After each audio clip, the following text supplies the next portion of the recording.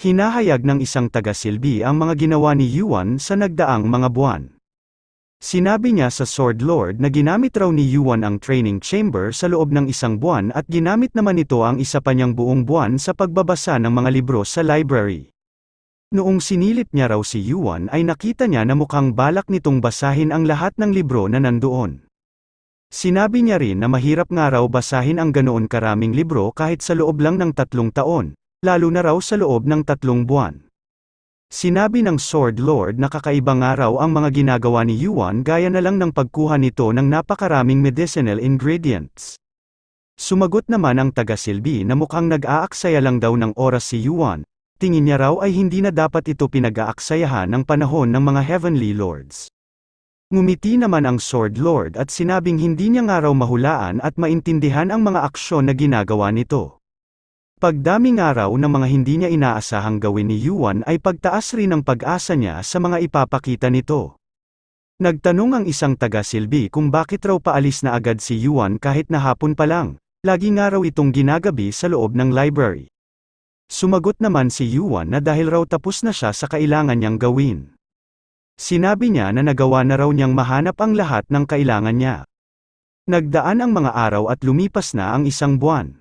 Ikinwento ng isang tagasilbi na ginamit nga raw ni Yuan ang tig-1 buwan nito sa pagsasanay sa training chamber at pananatili sa loob ng library.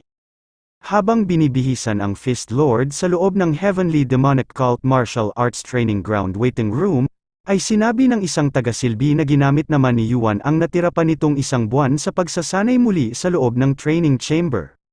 Napaisip ang Fist Lord kung nag-aksaya lang ba raw siya ng oras sa ginawa niyang pagsasanay ng 3 buwan sa loob ng kanyang seclusion chamber. Pero mukhang maraming miyembro raw ang nasasabik sa pagpapakita ng isang bagong bituin. Kaya kailangan niya raw mag-ingat na hindi ito mapatay. Napakaraming martial artist ang nag-aabang sa mangyayaring labanan sa kanilang Heavenly Demonic Cult Martial Arts Training Ground. Kanya-kanya ang mga ito ng kwentuhan tungkol sa mangyayaring labanan.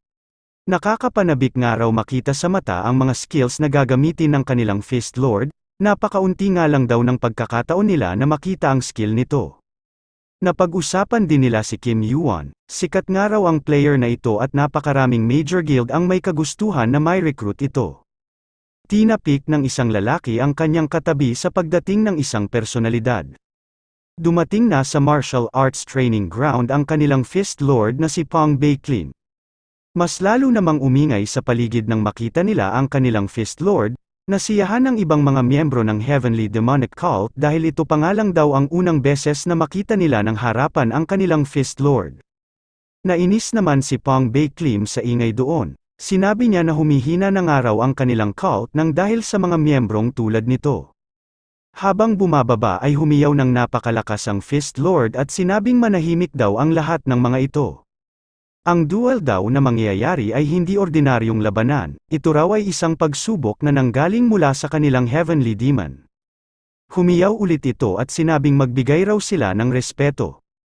Kinilabutan ang lahat ng may ingay na martial artist at napatahimik matapos silang sabihan ng kanilang Fist Lord. Sa gitna ng katahimikang ito ay may dumating na lalaki sa kabilang dako ng martial arts training ground. Dumating si Yuan na kalalabas lang sa kanyang training chamber upang harapin ang kanyang pagsubok. Pagkarating nito ay nagtanong agad siya kung bakit ganoon daw ang mood sa paligid nila. Sumagot naman ang Fist Lord na late na raw si Yuan. Sinabi naman ni Yuan na tingin niya raw ay dumating siya sa tamang oras. Saka natural lang naman daw na magpahuli ang mga bida. Sinabihan ng Fist Lord si Yuan na talagang matalas pa rin ang bibig nito. Inihanda na ng Fist Lord ang kamao nito at sinabing mag-umpisa na raw agad sila, gusto na raw niyang makita kung gaano kalaki ang naging improvement ni Yuan sa loob ng 3 buwan. Kasunod noon ay dumating ang notification na mag-uumpisa na raw ang pangalawang pagsubok ng Heavenly Demonic Cult. Habang hawak ang kanyang sword na Edge of Nightfall ay sinabi ni Yuan na magsisisi raw ang Fist Lord dahil binigyan pa siya nito ng 3 buwan. Matapos nilang makapaghanda ay nakatanggap si Yuan ng notification na kailangan niya raw maiwasan o masangga ang 3 teknik na manggagaling sa Fist Lord na si Pong Baiklin. Aatakihin na ng Fist Lord si Yuan at nagsimulang bumuo ng mga hibla ng kuryente mula sa kanyang kamao. Iniayos naman ni Yuan ang kanyang tindig upang harapin ang pag-atake ng Fist Lord. Sa pag-atake ng Fist Lord kay Yuan ay unti-unti nitong dinagdagan ang enerhiya sa kanyang kamao upang gamitin ang kanyang first technique. Naramdaman naman ni Yuan ang lakas ng kapangyarihan na bumabalot sa kamao nito. Pinakawalan na ng Fist Lord ang kanyang unang teknik na tinatawag na Heavenly Destructive Lightning, nagkaroon ng malakas na pagsabog kasabay ng napakalakas na kulog sa lugar na nasakop ng atake ng Fist Lord. Nawasak ng matindi ang pwestong kinatatayuan noon ni Yuan. Pinagmasdan ni Yuan ang napakalaking hukay kung saan ilang segundo pa lang ay doon siya nakatayo. Naisip niya ito pa nga lang daw ang unang teknik, mahihirapan daw siyang magpatuloy kung inabot siya ng pag-ataking ito. Nag-ipon ng lightning mana sa kanyang kanang kamao ang Fist Lord at sinabing mabuti raw at nagawang makaiwas ni Yuan. Tama raw ang naging desisyon nito. Kung pinili raw nitong sanggahin ang kanyang atake ay malamang daw ay patay na ito. Habang pinagmamasdan ang lightning mana sa kamao ng Fist Lord ay naisip ni Yuan na hindi nga raw mana kundi kiyang tawag ng mga taga-martial realm sa kapangyarihang ito. Napakalakas pa nga rin daw ng teknik ng Fist Lord kahit na may penalty ito. Ito pa nga lang daw ang pangalawang beses niya na makipaglaban sa isang ranker pero ibang-iba raw ang level ng hinaharap niyang ito. Sugatan na raw si Crisis noong kinalaban niya ito at napakadami na ring penalty ang tinamo nito kaya niya ito nagawang matalo. Mas mahina nga rin daw si Crisis kumpara sa kinakalaban niya ngayong Fist Lord. Inihanda na ng Fist Lord ang pangalawa nitong teknik at sinabi kay Yuan na subukan naman daw nitong iwasan ang sunod niyang gagawing pag-atake. Napansin ni Yuan na dahan-dahan ang mga kamay ng Fist Lord sa sunod nitong pag-atake hanggang sa bumilis na ng bumilis ang mga suntok na pinapakawalan nito. Tinatawag na 100-step lightning fist ang teknik na ginamit ng Fist Lord. Kahit nahihirapan ay nagawang maiwasan ni Yuan ang mga napakabilis na suntok ng Fist Lord sa tulong ng battle prediction ng kanyang skill na Cinder Eyes. Nagawa niyang maiwasan kahit na ang pinakahuling suntok mula sa teknik ng Fist Lord nang dahil pa rin sa bisa ng kanyang battle prediction. Nagkaroon ng napakalakas na impact ang sumalang suntok ng Fist Lord na nagdulot ng pagkawasak ng lupa sa bandang likuran ni Yuan.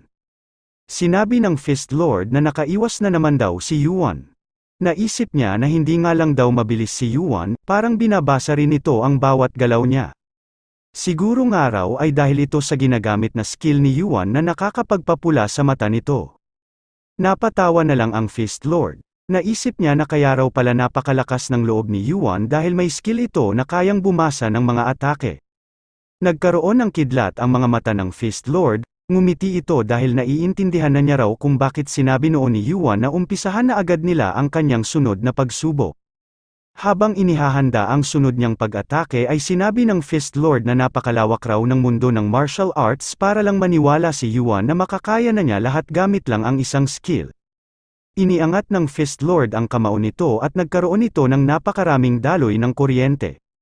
Habang ginagawa niya ito ay sinabi ng Fist Lord na hanggat nasa ilalim sila ni Yuan ng parehas na kalangitan ay hindi nito magagawang makaiwas sa ibabato niyang teknik. Sinabi ng Sword Lord na mukhang aabot raw sa labas ng training ground ang epekto ng skill na pakakawala ng Fist Lord.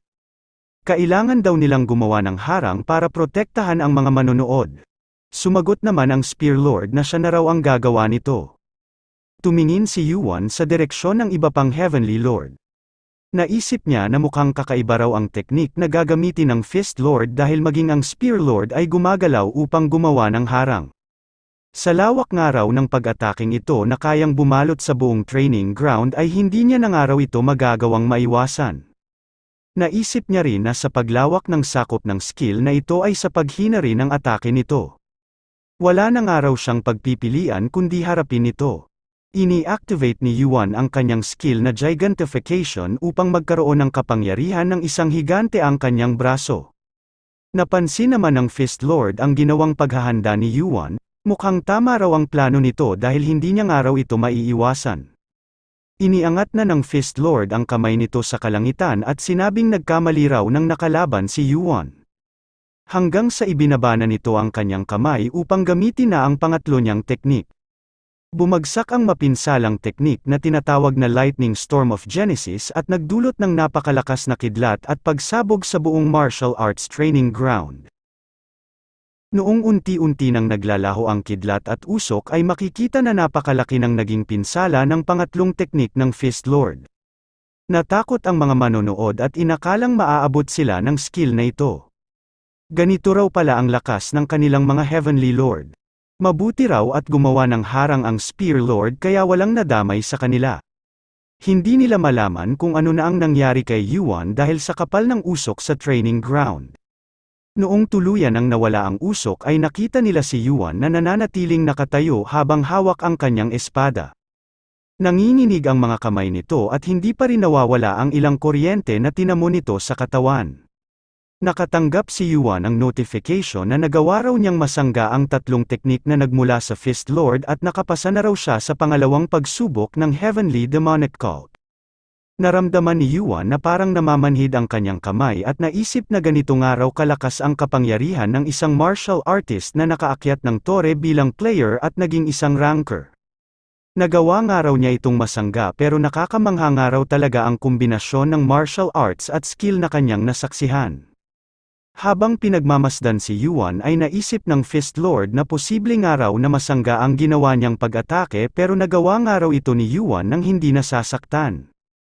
Napangiti ang Fist Lord sa lakas na ipinamalas ni Yuan sa pagsalo nito sa kanyang tatlong teknik. Kahit nakapasa na si Yuan ay tinanong niya pa rin ito kung gusto pa ba raw nitong ipagpatuloy ang kanilang laban. Nakatanggap naman si Yuan ng notification na kung gusto pa ba raw niyang ipagpatuloy ang kanyang pagsubok. Napansin ni Yuan na lumalaki ang penalty na nagdidiklapan sa paligid ng Fist Lord. Mukhang seseryosohin na nga raw nito ang kanilang laban. Nabalot ng kakaibang aura ang buong katawan ni Yuan kasama ang kanyang espada at sumagot sa Fist Lord na gusto niya nga raw ipagpatuloy ang kanilang laban. Nagulat naman ang Fist Lord matapos makita ang kakaibang aura na nakabalot kay Yuan. Napatanong ito kung bakit raw gamit ni Yuan ang Heavenly Demon Spirit. Sumagot naman si Yuan na hindi pa raw ito ganoon kakumpleto para tawagin na Heavenly Demon Spirit, mas ayos nga raw na sabihin na isa pa lang itong shell. Namangha naman ang tatlong nanonood na Heavenly Lord sa skill na ginamit ni Yuan. Sinabi ng Dao Lord na narinig nga raw niya na ginamit ni Yuan ang isang buong buwan nito sa loob ng library. Siguro raw ay doon niya nakuha ang skill na ito. Naisip ng Sword Lord na ang hugis na siyang basic ng Heavenly Demon Spirit na kilala rin sa tawag na Materialized Mana ang ginagamit ngayon ni Yuan. Ang hugis nga raw na ito ay may sariling kagustuhan. Kahit nga raw isa lang itong basic na hugis na nag-uumpisa palang mabuo ay ito pa rin ang Heavenly Demon Spirit. Napaisip rin ang Sword Lord kung hanggang saan pa kaya ang kayang marating ni Yuan. Noong nakapaghanda na si Yuan ay sinabi niya sa Fist Lord na mukhang wala raw itong planong gumalaw. Sinabi ni Yuan na siya na raw ang gagawa ng unang pag-atake para dito. Sinugod ni Yuan ang Fist Lord gamit ang kanyang espada. Nagawa naman itong masangga ng Fist Lord gamit ang kanyang pinatigas na braso sa tulong ng kanyang mana. Habang nangyayari ito ay naisip ni Yuan na mabuti raw at naging epektibo ang paggamit niya ng hugis ng Heavenly Demon Spirit. Nakakapanghinayang nga lang daw, kung kumpleto na raw ang gamit niyang Heavenly Demon Spirit ay malamang daw ay mapapasuko niya agad ang Fist Lord gamit lang ang kanyang salita. Nakailang beses na ng salpukan sina Yuan at ang Fist Lord, umabot na ng ika-47 teknik ang nasanggang atake ni Yuan. Naisip ng Fist Lord na marahil nga raw ay isa pa lang itong shell, pero pakiramdam niya raw ay mali ang ginagawa niyang paglaban sa martial arts skill ng kanilang Heavenly Demon. Pero sa pagtagal daw ng laban nila ni Yuan ay nag-iiba na rin ang kanyang pakiramdam, unti-unti na nga raw humihina ang incomplete na Heavenly Demon Spirit ni Yuan. Sinabihan ng Fist Lord si Yuan na lumaban daw ito ng patas. Sumagot naman si Yuan na hindi niya raw akalain na maririnig niya ang salitang ito sa labanan ng isang player at isang ranker. Nagbangga ang muli ang kamao ng Fist Lord at espada ni Yuan. Hindi man nila nasugatan ang isa't isa ay nagdulot pa rin ito ng napakalakas na pinsala sa kanilang paligid sa kada salpukan ng kanilang mga atake. Sa sandaling ito ay naka-59 na teknik na ang pinapakawalan ng Fist Lord na si Pang Beiklim. Parehas na napaatras si Yuan at ang Fist Lord sa lakas ng impact ng kanilang pag-atake. Naisip ni Yuan na nakakamangha nga raw ang kapangyarihan ng Fist Lord, sa pagtagal nga raw ng kanilang laban ay unti-unti nang nawawala ang epekto ng Heavenly Demon Spirit sa Fist Lord.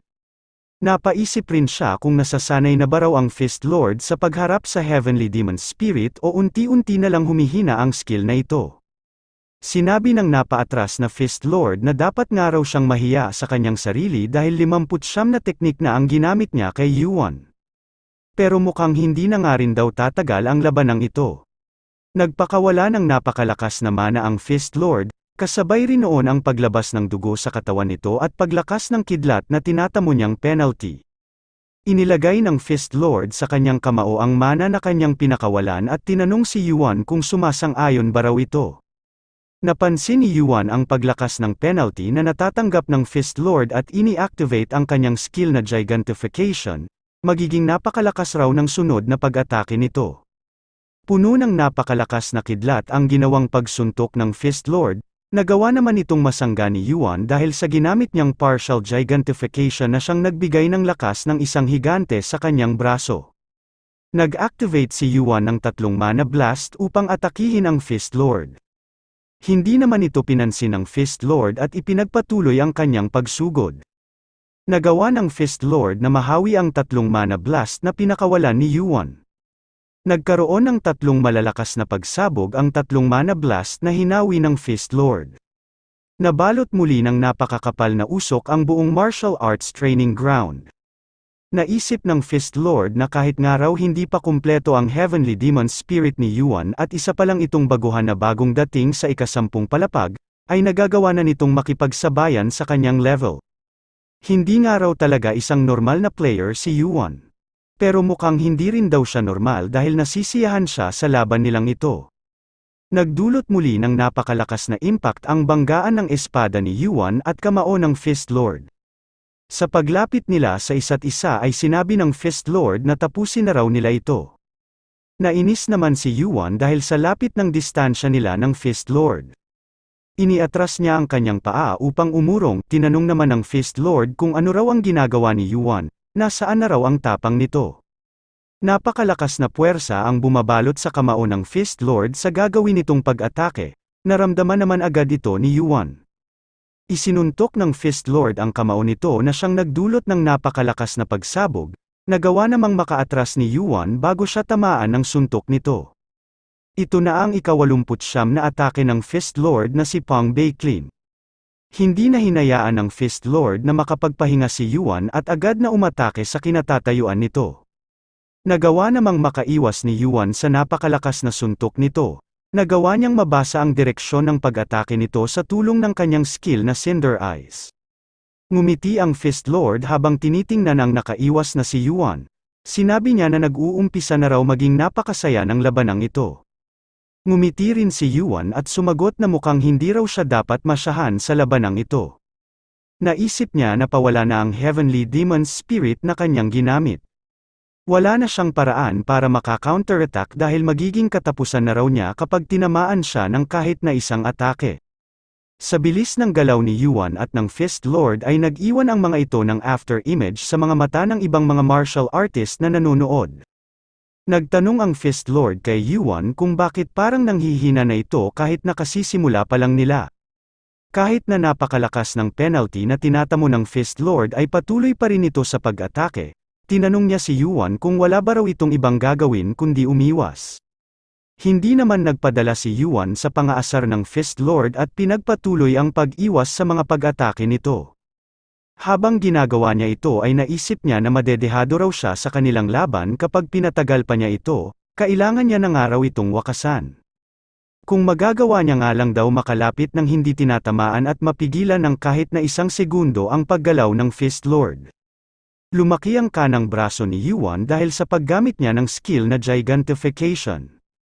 Nagawa niyang masalo ang kaliwang kamao ng Fist Lord dahil sa pagkakaroon ng kanyang kanang braso ng lakas ng isang higante. Itinuon ni Yuan ang kanyang mga paa upang maiwasan ang pag-atras ng kanyang katawan. Pansamantala ring naging constitution ang strength stats ni Yuan. Nagkabitak-bitak ang pwestong kinatatayuan ng dalawa dahil sa lakas ng impact ng pagsalo ni Yuan sa kamao ng Fist Lord. Naisip ni Yuan na kailangan niya nga lang daw ng kahit na isang segundo.